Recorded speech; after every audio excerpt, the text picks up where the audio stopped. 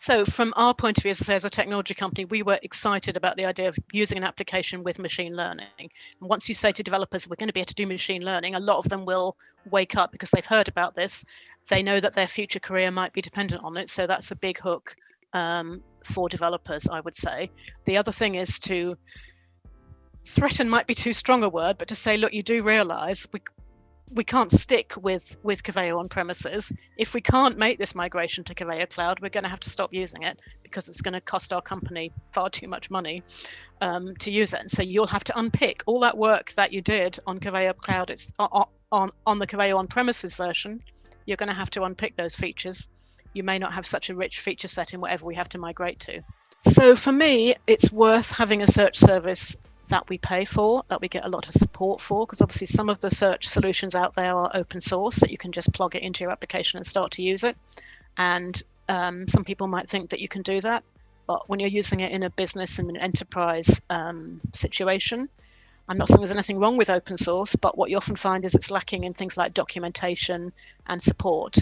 And those are things that we really need, because this is being used at the center of our business IT enterprise.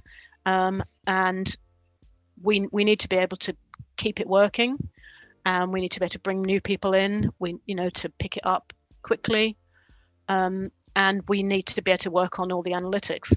So we need it to be a well-documented solution and a well-supported solution, and that's one of the things that we get here compared to using something open source. So where we came from on our search journey is that we had a lot of silos of content. I think all organizations are like this. So you might have a silo of content on your support hub. You might have a silo of content on your main product web pages. You might have a silo of content somewhere else, a different type of thing.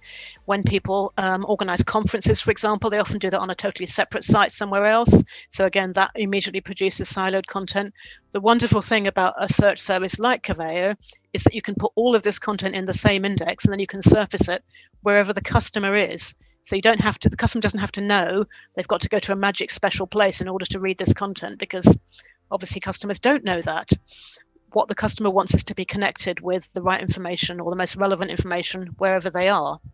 And that has benefits, obviously, for the customer, but also has benefits for people who create content internally, because it's driving traffic to the content that they've created. And until you tell them about the search service and how it creates traffic, it somehow doesn't quite twig. I mean, obviously everyone goes on Google and they know that Google drives traffic, but it's getting over that, making people realize that their search service internally can be the Google for their organization.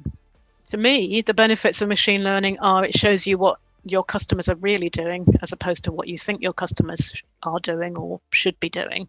And you do sometimes get a sense of disappointment, perhaps from the marketing people. They spent a lot of time on this particular campaign, but then it isn't coming up the search results. Nobody's clicking on it.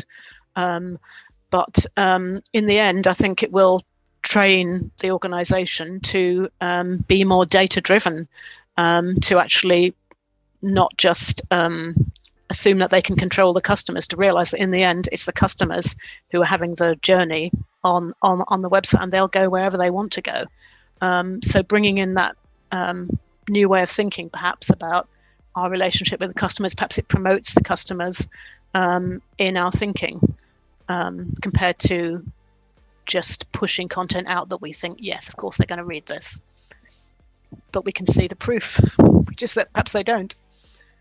And certainly we've had a positive response now that we've got the momentum going, and now that people know about the service. For example, we have a blogging site, a thought leadership site, and they're very keen to get their content now into our index, because it can then be surfaced in many more places, and we can make connections between that content, that siloed piece of content, with the other content that we have, and ultimately we can get more views for some of our important content, which perhaps wasn't being seen as much as we would have liked it to have been.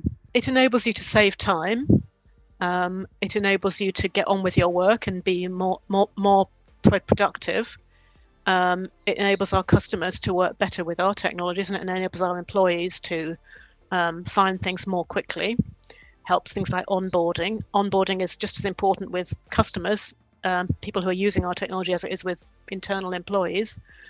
Makes that journey much quicker, makes them more productive, gives them a positive view of our technology as well, and enables us to perhaps help them on to the next step, show them the next thing that they can work with.